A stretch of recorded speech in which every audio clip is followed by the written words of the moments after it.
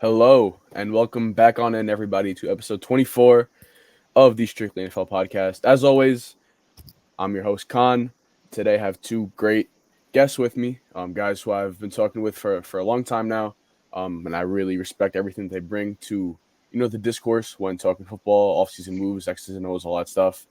I got my good friend Julian contributing over there down at Virginia Tech with some recruiting and game day stuff with them. Then I got my good friend Riley Glenn over here as well. So we'll get over to both you guys, but I guess Julian, let me know how you're doing first, and then we'll head over to Riley. I'm great, man. Really excited to come on, talk some ball. We've done this hundreds of times in the past Yep, without a podcast, but really excited. yep. And if you guys are watching on YouTube, Julian is out enjoying nature right now with the laptop set up too. You got the trees in the back, the birds are chirping. It's a good time for the lad. Riley, how about you? How you doing, man? I'm good, man. Been working. I'm in Austin, but still have a chance to, talk ball. It's what I love to do. So thanks for Yep, having me on. of course. And we're not here for the for what's it called? The, the preambles. The preambles. We're just gonna dive straight into it. Um, as you guys can see from my name over there at the bottom, Joe Douglas, we were watching you. Um, I thought we watched him have a pretty damn good offseason. And it's easy to kind of do that when you have all the poker chips that you could just kind of push to the middle of the table. But you always want to see him do it effectively if you do, try to cash in all the chips. And my take just start off with their free agency. I thought you got pretty much the best players that you could have with what you had. Obviously, you bring in a guy like Tyron, you bring in Mike Williams, you trade for Morgan Moses. There's going to be some injury stuff that gets brought up, right? It comes with the nature of bringing in those guys at that age. But you're talking about a guy in Tyron, shooing for the Hall of Fame. Mike Williams has had 1,000-yard receiving seasons before, has worked with an elite quarterback before with Justin Herbert. Morgan Moses was with Baltimore, was with the Jets previously, so he's familiar with some guys there. I thought from a value perspective, getting Tyron for 20, Mike Williams for 15, just a fourth and a sixth round pick for Morgan Moses. I thought these were value adds, and is it kind of sketch that they have him for 1 year and then kind of have to see him go by the wayside? Maybe, but you never know who they might bring back, who they might work cap to bring back for the 2025 season. But with those three guys specifically, we'll get into John Simpson, Chuck Clark, a little bit of other guys later. I love those three guys for what the Jets had already and what they're looking to build for this upcoming season. Yeah, And feel free to just jump in, whoever yeah, wants to, yeah. whenever. I completely agree. Tyron Smith was an All-Pro last year. Still a pretty dominant player at his age, even if he isn't as athletic as he once was. Master technician. Talk about a guy who's capable of every block in the book, and you're able to leave him out on an island in pass protection. He's definitely a guy. The caveat with him is, and the reason why he hit the market is his bill of health. He's had a ton of injury history, and so the Jets are obviously making the bet that he will, stick with his form from last season where he's an all-pro player and he plays, 14, 15 games. With Williams is exciting, man. I've been really hopeful about or hoping that the Jets would add this kind of receiver with Rodgers, a guy who excels with, ball placement and timing. And also, obviously, he can freelance as well. But a guy who is dominant at the catch point that you can throw a back shoulder fade to in the red zone or in a gotta-have it situation on a conversion down. And he's another guy with injury concerns. And then, Morgan Moses, he's been here before. He's a quality starter at the right tackle position. Played a lot in a power run scheme. Yep. With the Ravens, and I actually think the Jets will continue to transition to a more gap-oriented run game especially with adding a guy like Simpson, who again, he's a bully as a puller, on power and counter concepts. So overall, I would say I'm pretty excited and pretty satisfied with the offseason. But everything looks great on paper the same way it did last year. The Jets have got to stay healthy if they want to reach their potential, obviously. Yeah, and to that point, I'll get in just a second, Riley. Just to add on, I think that trying to get that dominant run game going with Simpson, with Moses, having the depth that we're going to talk about a little bit later when we get into the draft and who their first selection was. When you got the Chiefs in your conference, right? When you got the Bills, who they've historically done great against, but you still want to slow the game down a little bit with Josh Allen across the field.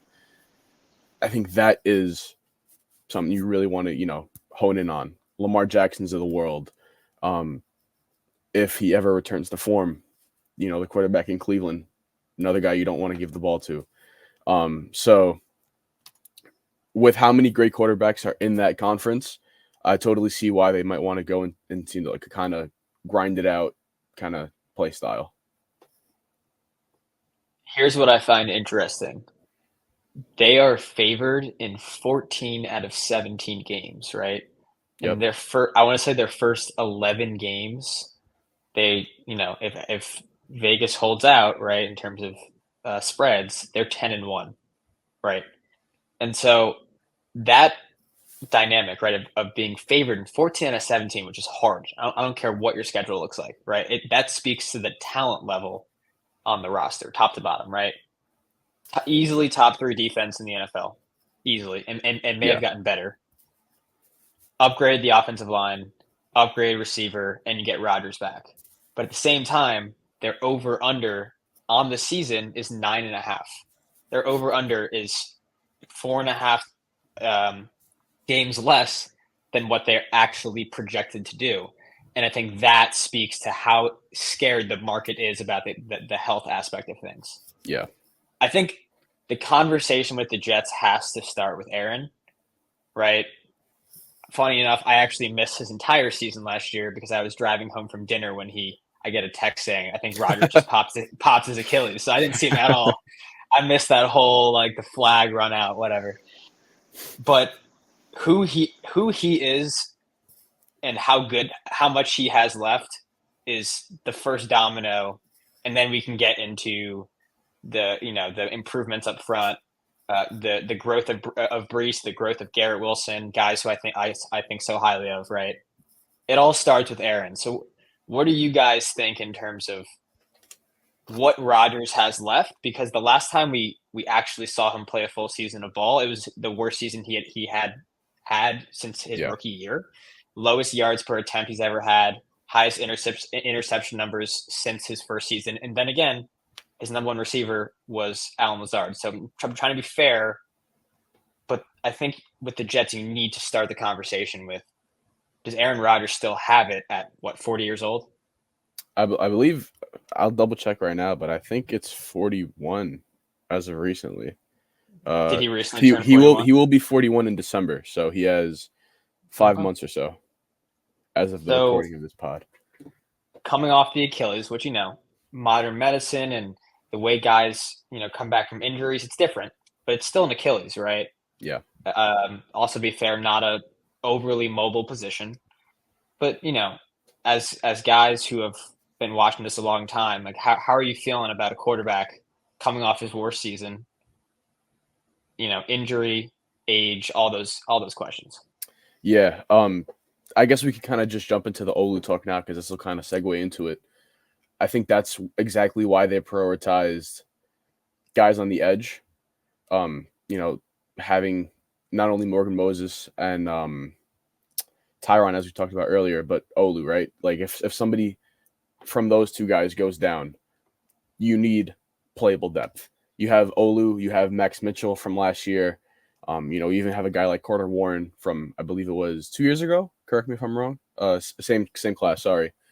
So they have guys who, even if the guards, get hurt. I was talking about this with Riley a little bit off camera.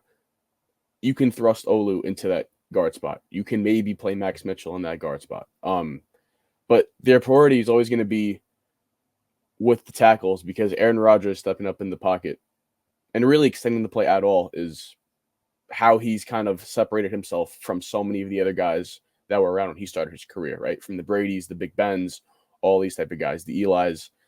And my thinking is as long as he can do one or the other, step up or break contain and keep play alive, stringing it along before, getting caught by a pass rusher, he will return some sort of dividend. And I think with leaving the receiver room at Garrett Wilson and Mike Williams and really shoring up the line, I think they're saying, all right, we can't have every spot or at least 2 out of the 5 spots of these musical chairs getting thrown around. We need at least 4 guys who we can depend on every single down, even if guys are hurt, to let Aaron be able to decisively either step up or break contain and kind of let the play stay alive. And if those guys who they brought in play up to whatever you want to call it, the back of their card or up to expectations, I think Aaron will be able to not necessarily replicate past years, but he will be much better than his last year at Green Bay.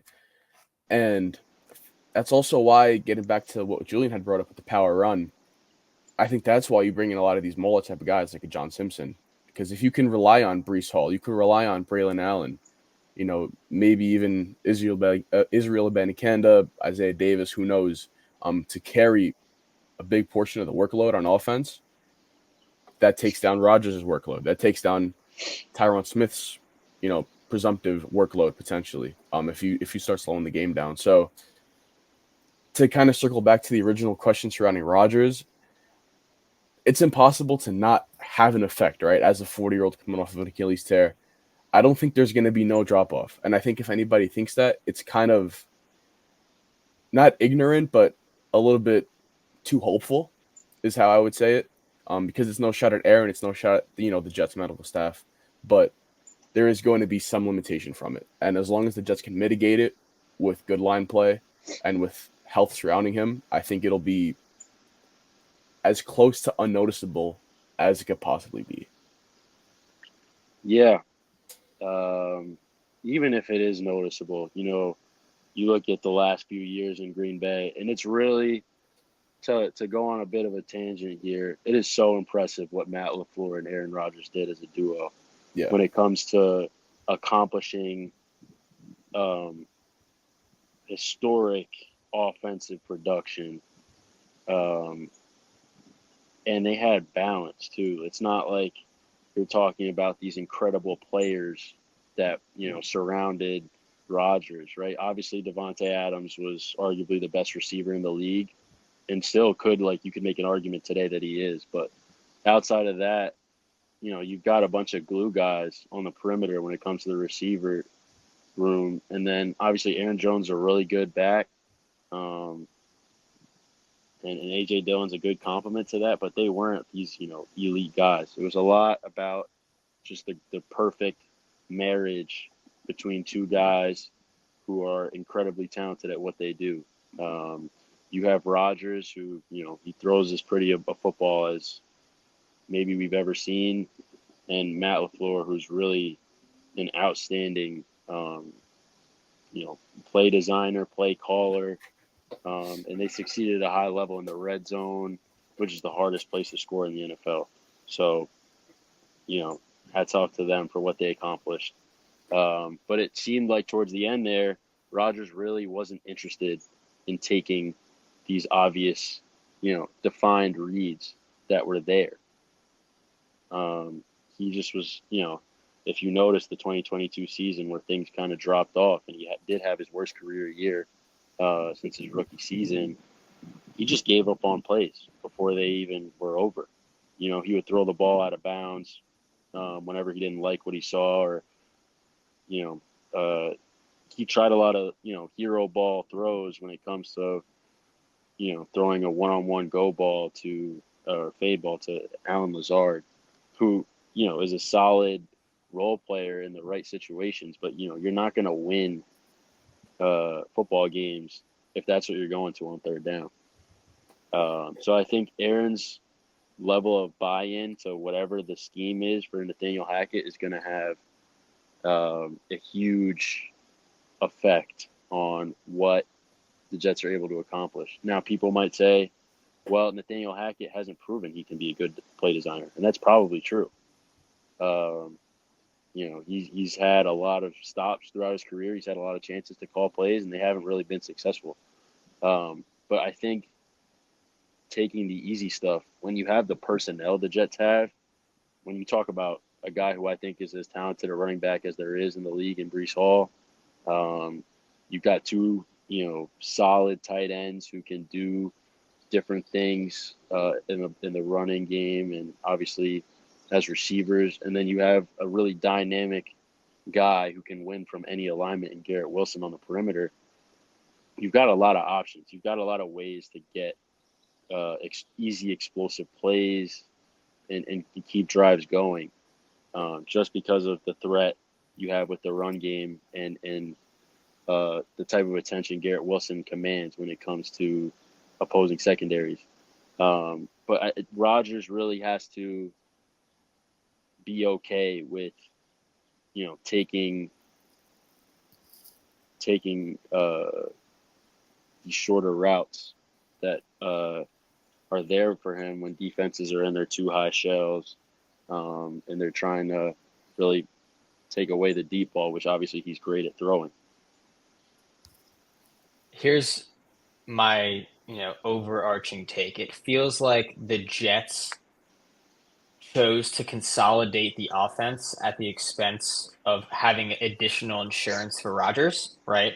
Because they could have added Bowers. They could have made a move up the board for Odunze, but rather they stayed put, took Olu, because they felt they needed that insurance, right? And so my question is, this is clearly a team with a high ceiling. They're, again, favored in 14 out of 17 games. I think they have the best shot to win the division. I know they're not the favorite. Buffalo is, but Buffalo took a step back. Miami took a step back. A lot of other teams in the conference took a step back. Are the Jets good enough to win the conference as currently constructed? Or is the fact that they had to make that insurance policy with the Olu pick, does that hold them back from a dynamic standpoint of, hey, Breece is great, Garrett's great. We're hoping Mike Williams can, kind of return to form. He's a good player, but how many games are we getting with him? In a way, did them making the Olu pick signal, hey, we're going to give up a little bit of our ceiling to protect our floor? What do you guys think of that thought process? Because in a way, by taking Olu, they're taking insurance on Smith, and they're adding additional insurance for Rodgers, but it prevented them from adding another threat to that offense that would have made them arguably the most dynamic skill set in terms of the skill players in the AFC, right? Yeah. I would say that is what happened with that pick. I do think that is what happened, but I think, and this is funny that we're gonna, we're hashing this out on the day where Aaron says he'd like to play with Devontae Adams again soon. But, yeah, that's interesting. Interesting. Yeah. I really don't think that move is made. And, obviously they love Corley. I think Connor Hughes had said that Corley was like close to the number one receiver on their board, if I remember correctly, or something like that. Fourth receiver on their board. Yeah. So he was close. He was up there. Obviously they traded up to the 66 pick to get him. They paid Mike Williams. Obviously they had Garrett Wilson. They have Ruckert. They have Conklin. They have Breece Hall. I think those weapons, they might lack, that dynamo effect in the open field besides Breece and Garrett. But I think those guys are good players. Like, I think Ruckert and Conklin are good players who fill their roles, get the job done. And if we're going to look at any team around the league, let's take the Chiefs, for example. If we just look at their roster and you say, okay, receiver, pass catcher 1, running back 1, you're off the roster. What is this core of weapons look like? And now you're looking at them without Travis Kelce, and you're looking at them without Isaiah Pacheco. I mean, I don't know who's taking handoffs first of all for them. and you're talking about Noah Gray being a complement to the Xavier Worthy, Rashee Rice, and blanking down the third guy, Hollywood Brown. Hollywood Brown, yeah. Yeah. You didn't hear they brought back Clyde? Oh, I totally forgot they brought back CEH. First round capital, baby. Yeah. So, like, is that trio of guys in the receiver room better than what the Jets would have left over with Corley, Mike Williams, Braylon Allen, and the whole cast? Yeah, but just the counter, the Jets don't have Pat Mahomes. Yes. And so when you're chasing that guy, you need to make up for that in every other category, right? You need to be more explosive in multiple different areas, right? To compensate for the fact that you are at a disadvantage at the most important position. And what they did is they said, okay, we need to ensure that Rodgers is protected because we worry about his mobility within the pocket. And we worry about Smith's ability to stay healthy, right? And my question is, I think if I was in that position, I probably would have done the same thing, but in a way, it limits their ceiling, right? To me, it creates less outcomes in which they can beat a team like Kansas City. And I still think they can be awesome, right? I still think they're going to win the division this year, especially with that schedule. But when it comes down to it, they have a 2-year window right now with Rodgers, right? Yeah. What addition to that team would have given them the higher ceiling of beating a Kansas City? The story's not over. They could make another move, but I do think it was the smarter play, but it was also the play that may have limited their highest range of outcome. Should we just go into the draft? We've kind of been dancing around it. Should we just address who they attacked and what we think of them as players? It's okay. We could finish up this question and then we'll kind of dive into the draft a little bit more precisely. I'll pass it off to Julian right after this. Go ahead. I would just say that I think what they did with the Olu pick and the Corley pick were calculated, and I think that trading back to pick up a selection with when they let the Vikings go up to grab JJ McCarthy, and having a future third next year, I believe from Detroit. Can you check me on that, Julian? Maybe they did. They got an extra third. They got a third for moving down in the fourth. Yeah. I think those moves might give you a little tell on what they plan to do mid-season. And I'm not over here. Yeah, I'm not trying to say this is the crumbs lead to a Devontae Adams trade or anything like that, but they have avenues to push even more chips in for this season if they want to. And I would say the most likely guy, just from an outsider's perspective, is Devontae Adams. And when you kind of add that context into it, I think right now, as we presently talk about this team, they are probably not good enough to beat Kansas City. But that can change at the snap of a finger because I think they're well positioned to go for Devontae Adams, to go maybe for, even if you want to, shout out another team like a Mike Evans, a Chris Godwin, if they were ever to become available. I think those are guys that the Jets could pry away from their squads.